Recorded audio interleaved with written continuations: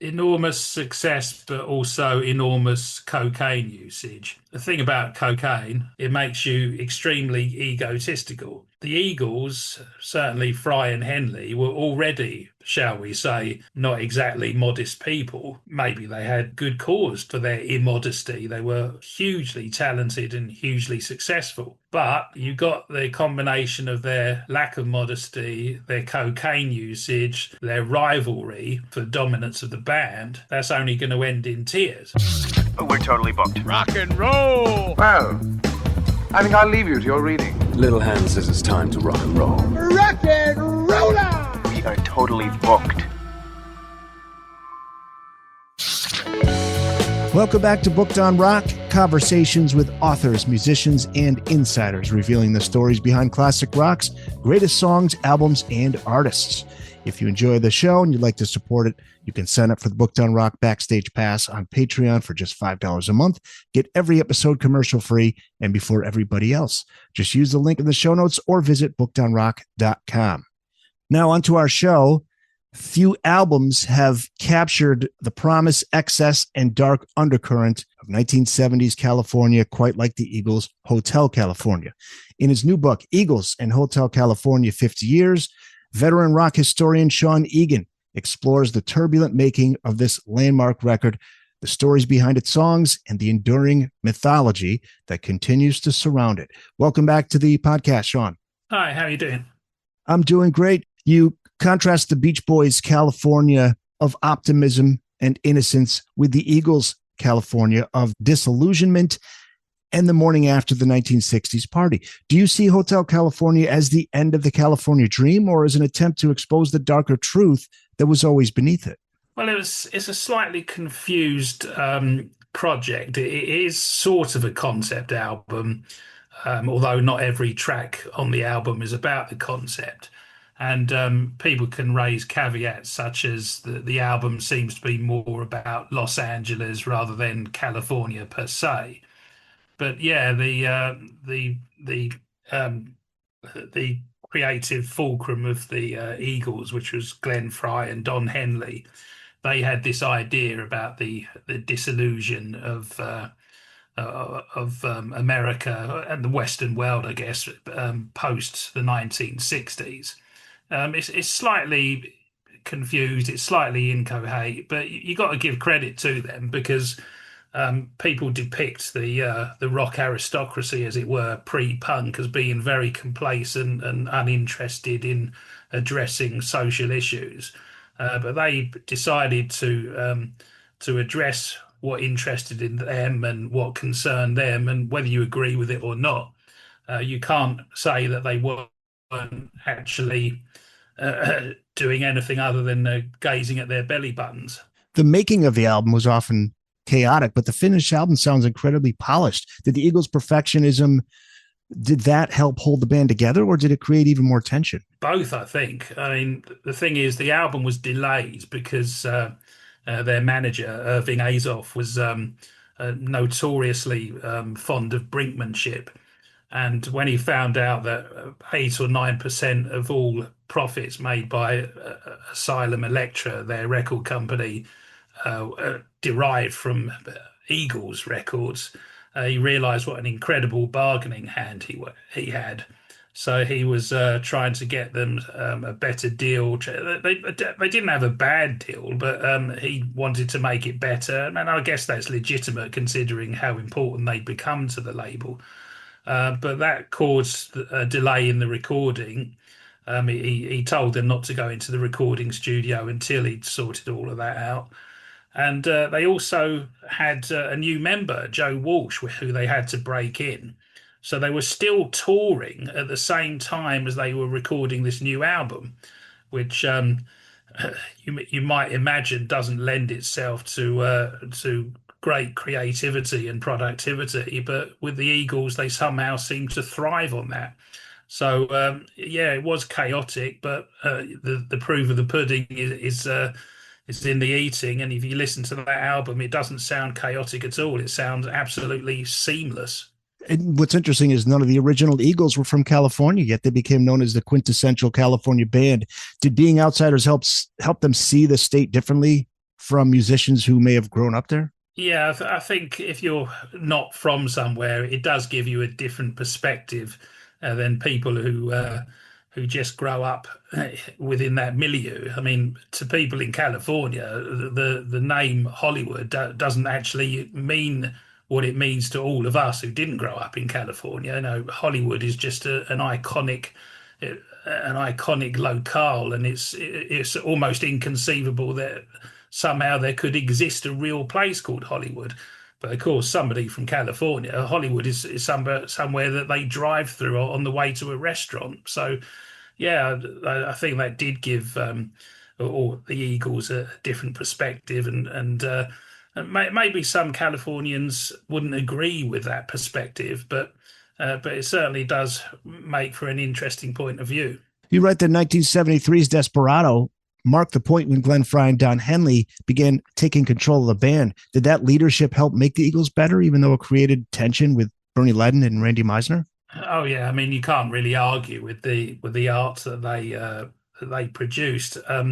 It wasn't although Henley and Frey is spelt Frey, but it's pronounced Fry. Although they were a team, they weren't like a Lennon and McCartney or a Jagger and Richards. They didn't write exclusively with each other. They wrote in various combinations with the other members of the band as well. But what they did do is they took control of the overall direction of the Eagles and their concepts and such like. So they did become the creative axis of the band in that sense. And yeah, they took the Eagles in the direction they wanted them to go. Desperado was a concept album about the Wild West and the alleged similarity between cowboys and outlaws and modern day rock stars. Slightly fatuous simile, and they later admitted that. But it made for an interesting album.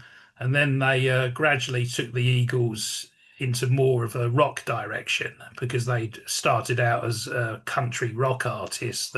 They sort of jumped on that bandwagon and come up with quite an airbrushed and ultra commercial variant of it. But then they decided quite cold-bloodedly that the only way that they were going to fill stadiums was to become more of a rock and roll band. So they added Don Felder as a second guitarist, and Felder actually turned out to be very, very crucial to Hotel California, especially the title track. Yes, absolutely. He came up with that opening. And Joe Walsh as well. And you describe his arrival as both a risk and a declaration of intent. They sacrificed some of Bernie Leadon's vocal purity and country influence for a harder rock sound, as you say. Was Joe the final ingredient that made Hotel California, or was it Felder? I think both of them, and of course they combine beautifully on the guitar solo of Hotel California, which is regularly voted the greatest guitar solo of all time. This beautiful, unending twin guitar solo. The thing about Joe Walsh is that when he joined, people were actually asking whether this was the end of the Eagles. Because they'd made 4 albums together, and they lost a member. And when Joe Walsh was added, replacing Bernie Leadon, who was much more country oriented and sort of aggrieved that they were moving to a pure rock sound, when Joe Walsh was added, it was quite an odd choice because he was a solo artist, very rock oriented, but more importantly, I guess he was quite an irreverent character. And the Eagles, wonderful artists though they were quite a solemn live act. And to have this clown on stage, a great musician, but a bit of a buffoon as well, people were questioning that. And if you look at press of the time, there were people saying, well, have the Eagles come to the end? Yeah, I think wasn't his nickname the Clown Prince of Rock and Roll, Joe Walsh? I think that was he had many nicknames, some of them unprintable.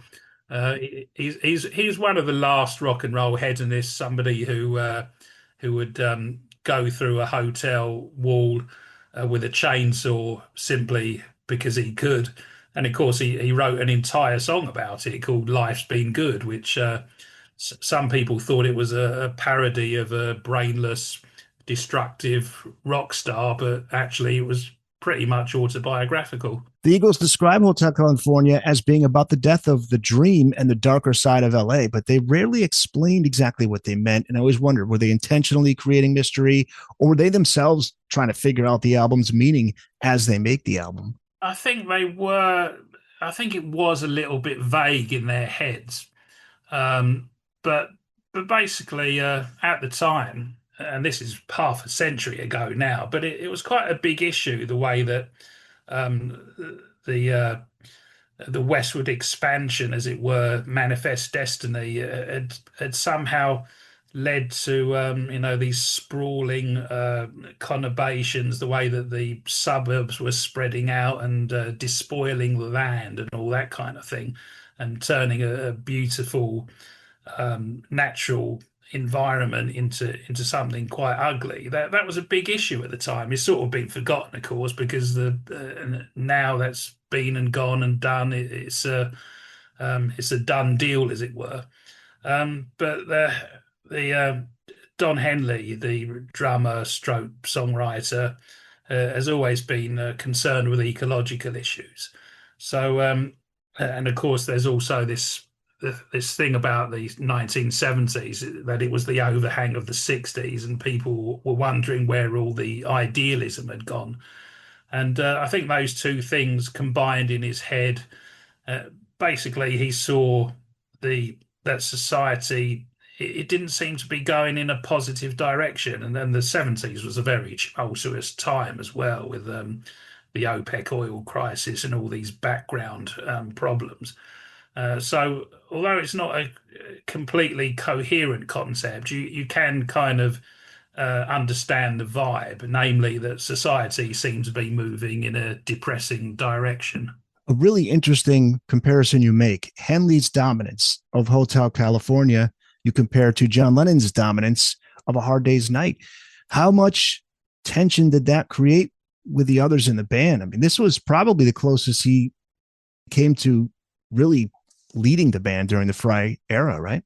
Yeah, I mean, apart from the song written by Randy Meisner, which he sang, and the song written by Joe Walsh, which he sang, Henley sang all of the rest of the songs, apart from New Kid in Town.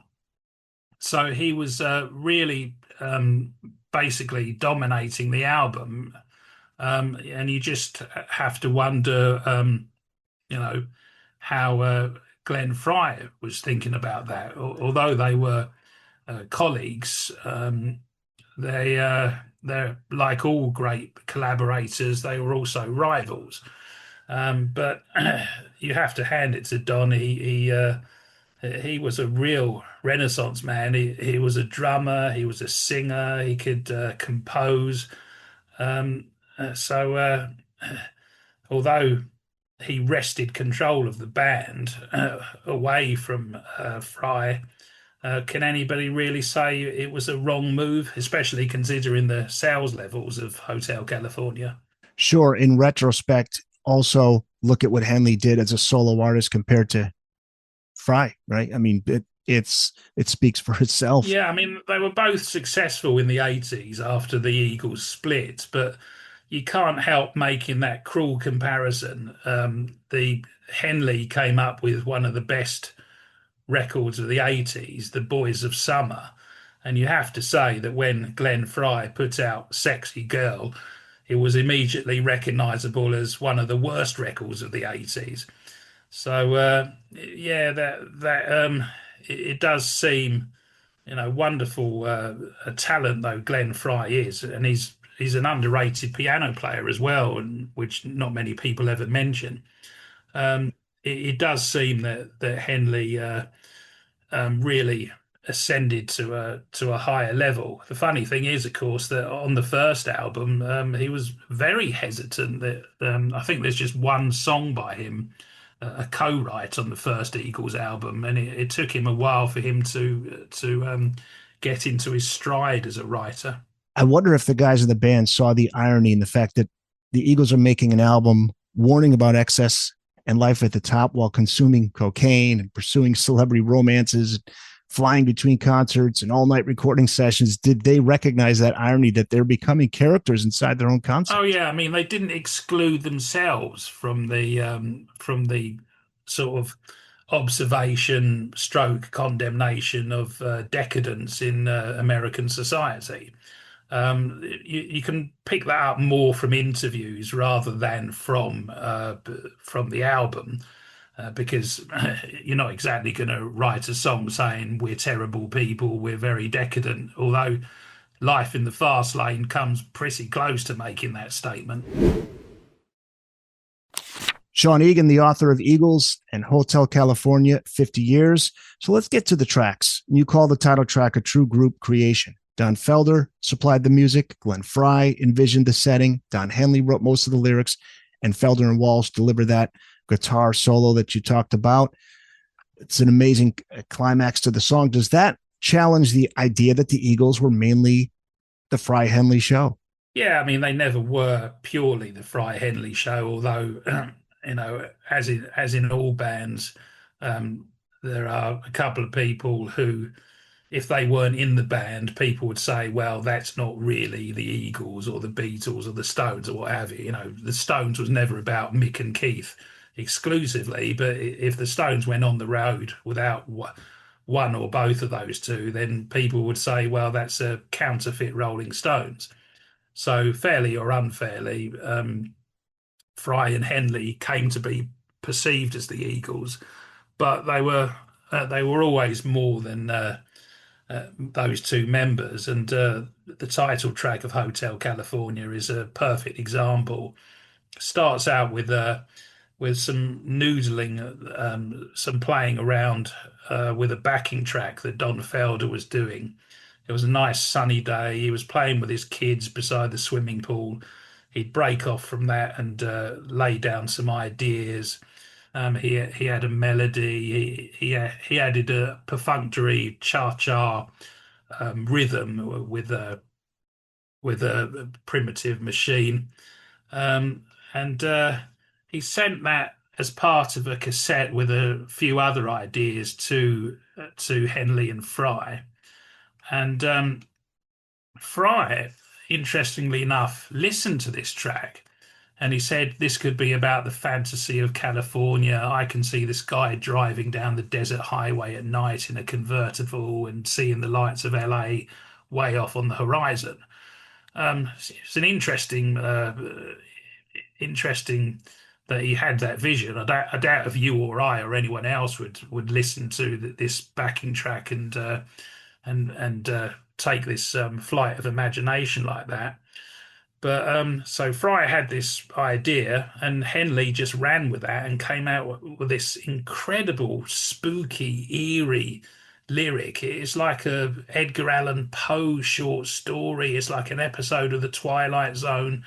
And he's got some genuinely eerie lines. The most famous one of which, of course, is "You can check out any time you like, but you can never leave."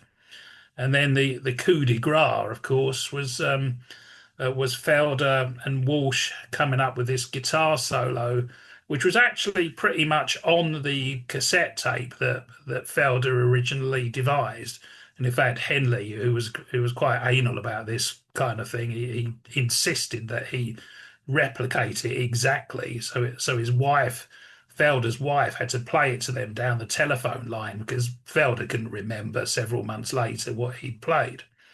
But wonderful guitar solo, the absolute cherry on the cake of that recording. And it's just an absolutely timeless classic. It's one of those things like Won't Get Fooled Again by The Who, or Gimme Shelter by the Stones, or Bohemian Rhapsody by Queen. As soon as you hear it, you know this is one of the all-time epic rock recordings. Yeah, and I never thought about this. I've listened to the song so many times, but you point out something interesting. The chorus appears only twice during a 6.5 minute song. How unusual was that for such a massive hit? And talk about how that you feel it gives that song an almost avant-garde feel. Yeah, I mean it's a very very unusual song. It's over 6 minutes long. It's got a minimal repetition of the chorus, and the guitar solo, the instrumental break, is right at the end. It's not in the middle. That is in no way a conventional recording. And of course, the incredible thing is, it was released as a single, uncut, and made it to number one in America. New Kid in Town. That can be heard as a story about romantic jealousy, the music industry's fear of being replaced, or an aging gunfighter facing a younger rival. Did the Eagles intentionally leave it open so listeners could connect it to their own fears of being replaced? Yeah, they could see the ambiguity in the song. So New Kid in Town, JD Souther, who was a friend of theirs, he suggested the cowboy element, and then New Kid in Town, different verses can be interpreted in different ways. Is it about a new sort of star in the rock and roll firmament, and all the critics are going wild about them? And then other verses, it couldn't possibly be about that, and it sounds more like about some lovely young beauty who everybody takes a shine to on a social scene.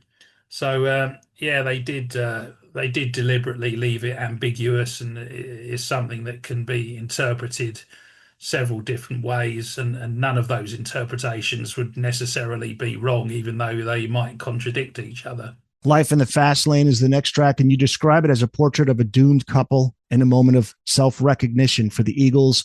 What makes its arrangement such a great example of the band's abilities and producer Bill Szymczyk's skill? Well, it started out as a riff from Joe Walsh.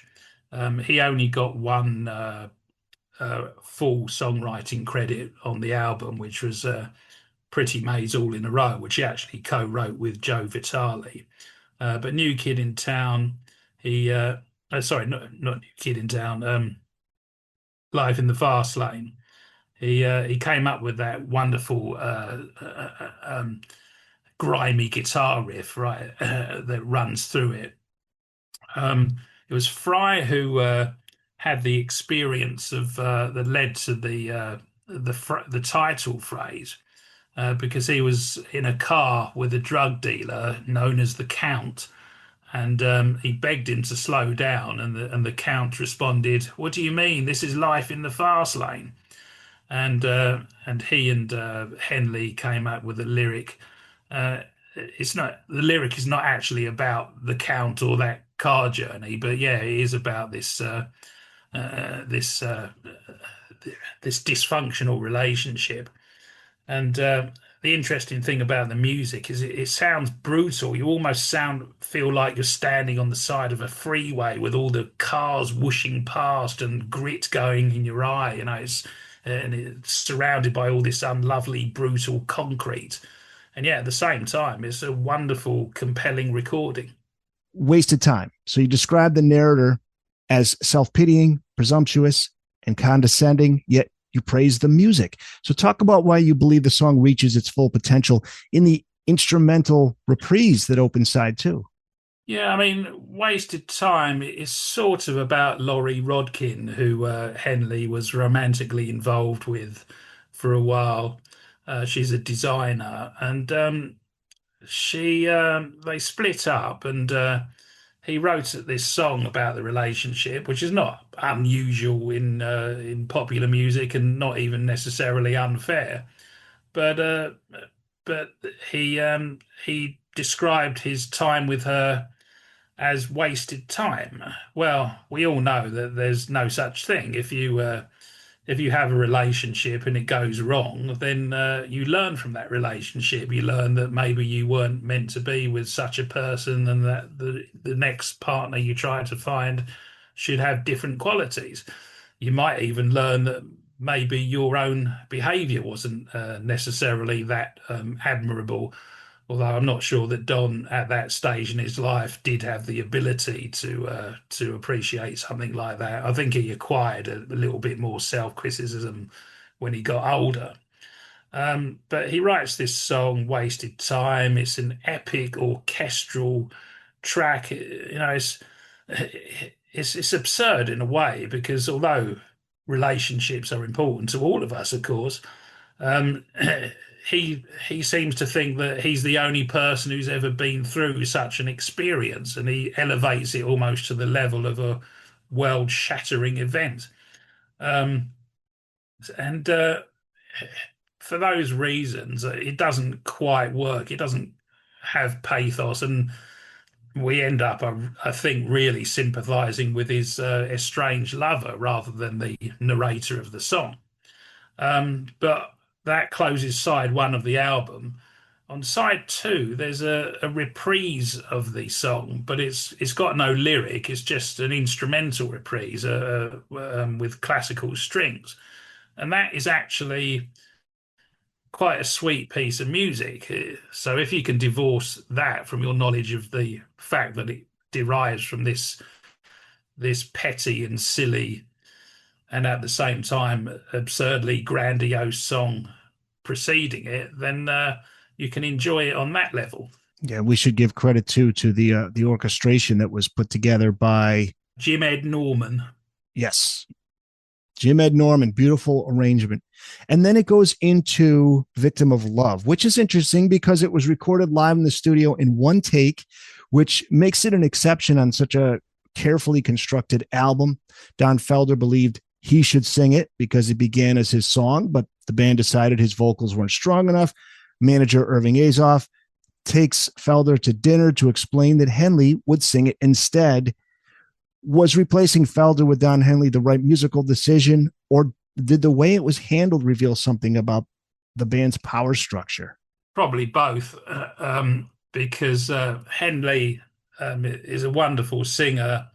Felder, I think Felder did actually later admit that, Henley really delivered a beautiful vocal, which he wouldn't have been capable of.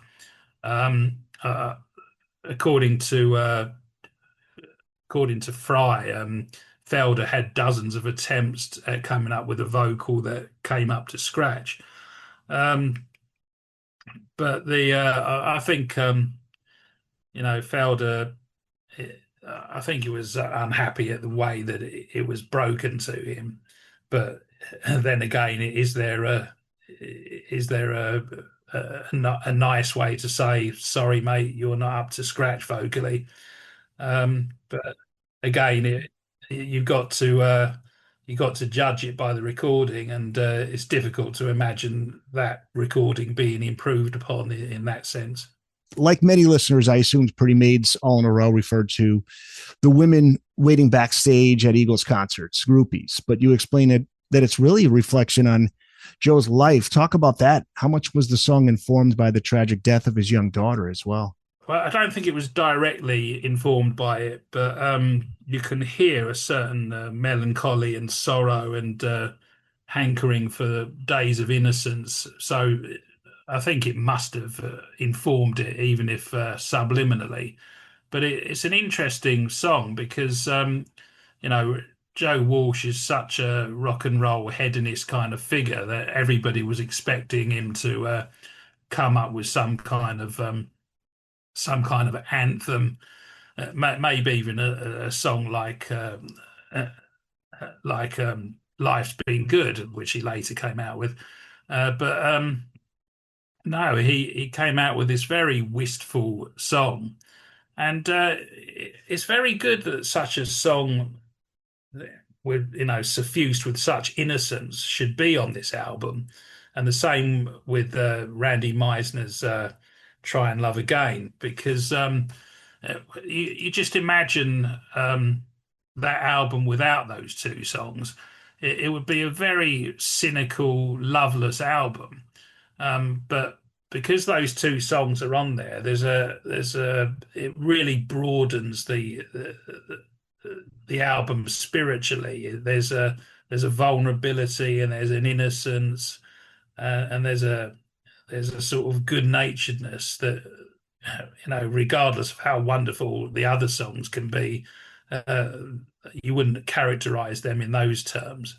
Yeah, I really enjoy listening to these two tracks back to back. You don't hear them on the radio at all, so it's always nice to listen to them. And Meisner's Try and Love Again, about his disintegrating marriage. And you talk about Frey, Henley, and Walsh helping him to create it without them taking credit. So given the accusations that Frey and Henley could quote unquote change a word and gain a third, what does this instance reveal about how songwriting credit and power actually operated within the Eagles?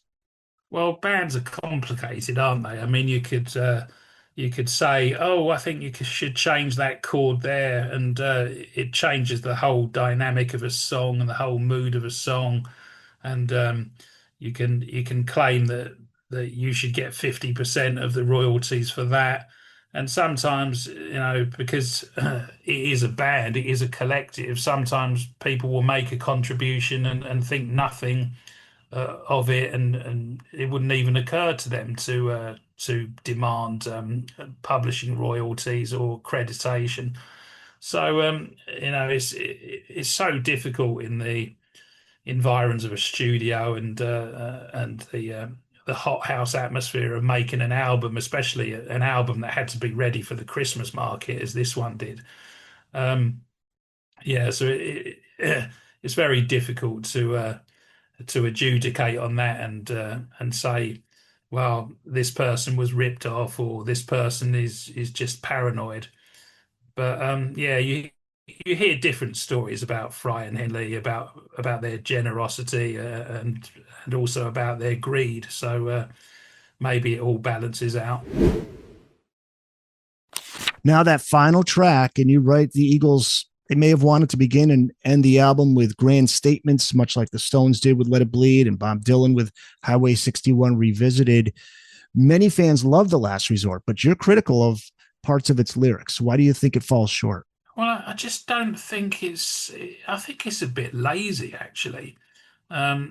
It's They were making a grand statement, and it was a grand statement about the despoilment of the land, and which was all tied in with this westward ho mentality, the manifest destiny, and all that. But the trouble is, although Henley actually did a lot of research for the lyric, he really worked hard on it. You've got couplets like somebody laid the mountains low while the town got high. I mean, that's not exactly great poetry. And when you think that Hotel California, the actual song, is great poetry without any shadow of a doubt, you just it seems incredible that it came from the same author. And that there's another terrible couplet. I'm calling them couplets even though they don't rhyme, but there's a couple of lines: put up a bunch of ugly boxes and Jesus people bought them. I mean, that's just teenage stuff, it seems to me. Yeah, well, we know what the album did as far as chart success, album sales. I mean, just massive success. Won a Grammy. I believe it was nominated for Album of the Year. I think Rumors ended up winning, but they got a Record of the Year with New Kid in Town. It just obviously it was just a commercial juggernaut. But there were also plans to turn it into a film, but it fell apart after a meeting with producer Julia Phillips. Do you think the main problem was the legal and the personal conflict, or was Don Henley unwilling to let someone else interpret the song? There's conflicting stories about that. The thing is, if you look at the original sleeves of the album, there's a funny little caveat: copyright in dispute. Now, that's a very weird thing to appear on an album. But that was down to the brinkmanship that I mentioned earlier by Irving Azoff. There was this unresolved legal action against the record company. It's been estimated at $10 million. By the way, I think I said earlier that may have been responsible for 8 or 9% of their income, but that had ballooned to 57% of the record company's income. They were massively important to their record label, and which is why, even though copyright was in dispute, even though there was an unresolved $10 million legal action, Elektra Asylum still decided to put out Hotel California. They wouldn't have done that with any other act. They just wouldn't have taken that chance, but they just assumed these people are going to sell so many records that somehow or other we'll still make money from it, regardless of the outcome of this case, of this dispute. But apparently, or it's been alleged, that when Julia Phillips realised what that little sleeve caveat meant, she got cold feet about it. But then again, Don Henley was such a control freak that people who knew him said it was absolutely unlikely or inconceivable that he would cede the control in the concept that you would have to cede to Hollywood in order for a film to be made. Now we're in a time when these biopics are big. Maybe he'll revisit that idea. It's never too late. It'd be great to see. And so the movie was going to be on the song itself, not the album, or maybe a little of both. I'm not even sure it reached a stage where they knew precisely what it would constitute. The thing is that Hotel California, the song, it does feel like a movie, start to finish, but it doesn't really have a three-arc structure or anything like that. It just has that sort of movie ambience. Although it felt like something to Julia Phillips, and she knew what she was talking about. She was a very successful producer. She'd just done Close Encounters of the Third Kind. It's one of those things where I think it would have had to have been expanded and the concept more fully thought through in order to turn it into a screenplay. What could have been. You described the firing of longtime road manager Richie Fernandez as a turning point for the Eagles. Did their enormous success begin to pull the band apart? Were they becoming prisoners of their own device, just as the song warned? Enormous success, but also enormous cocaine usage.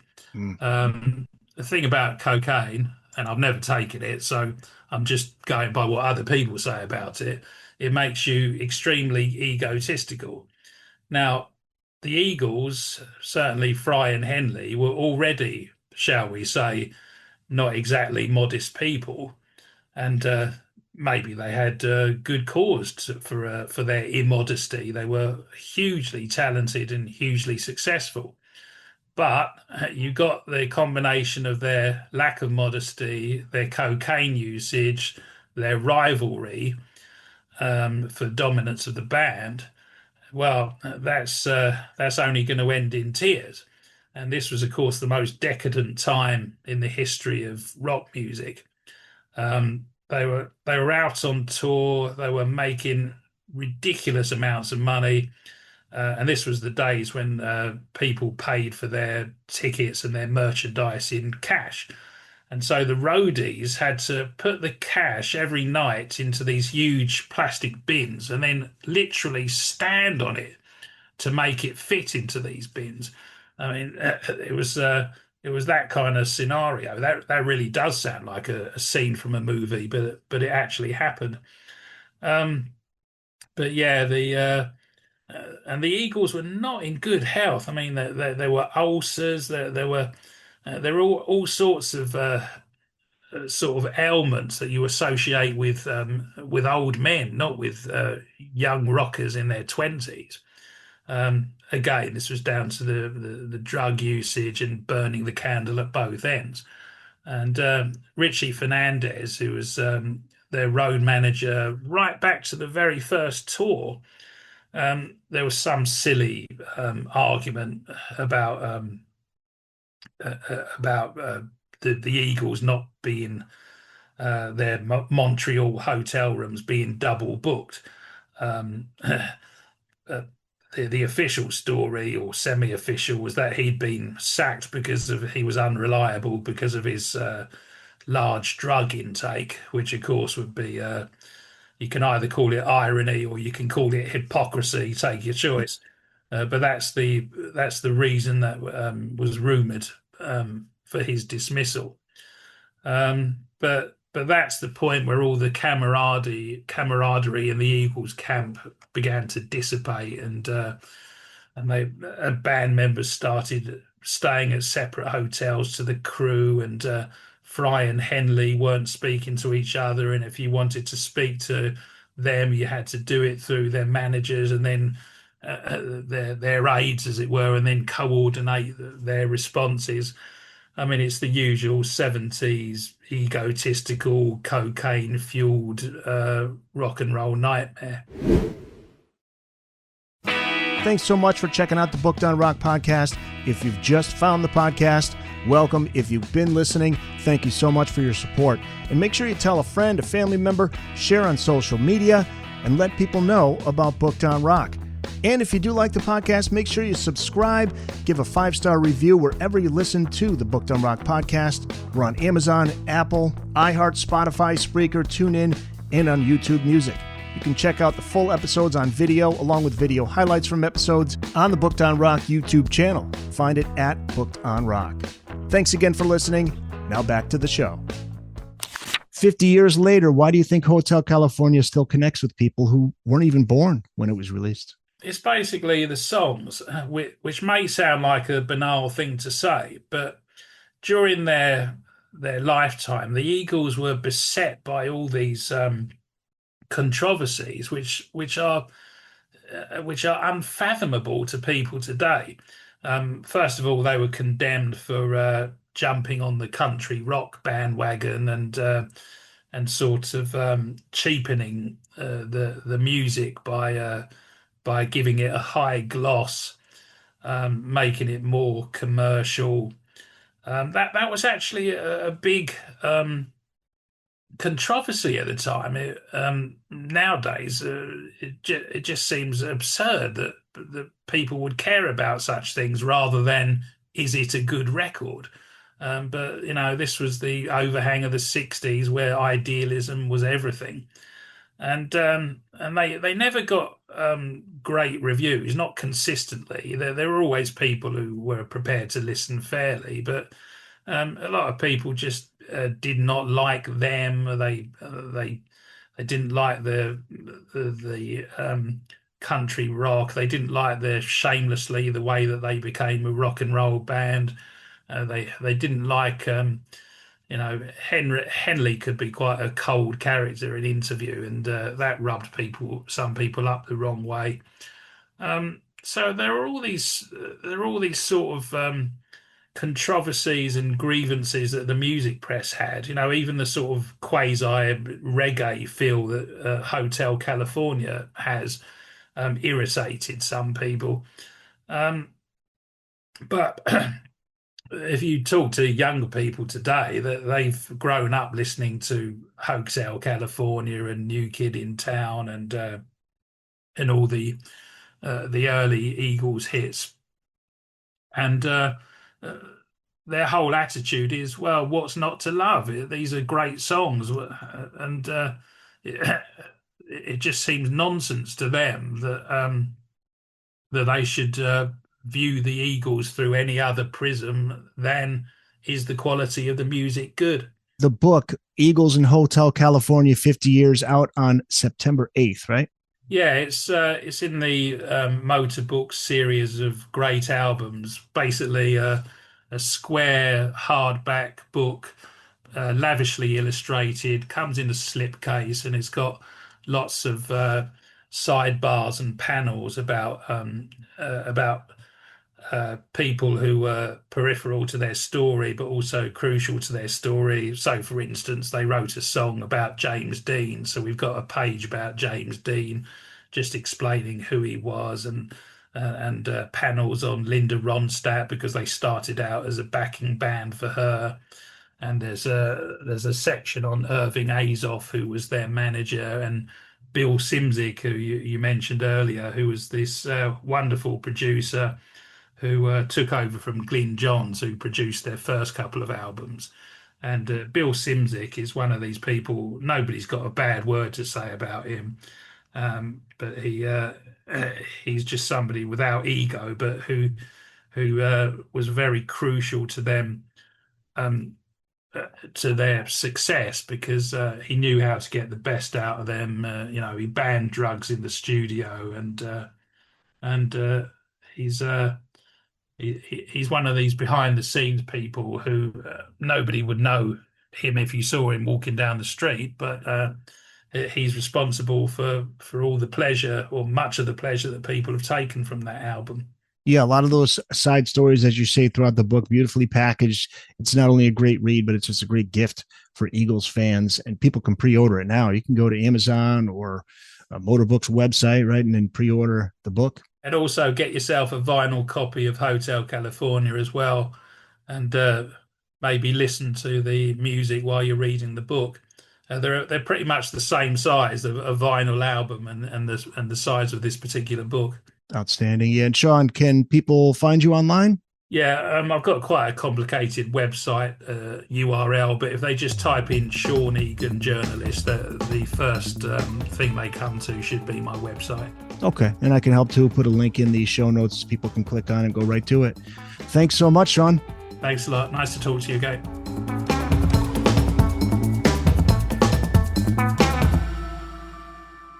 That's it. It's in the books.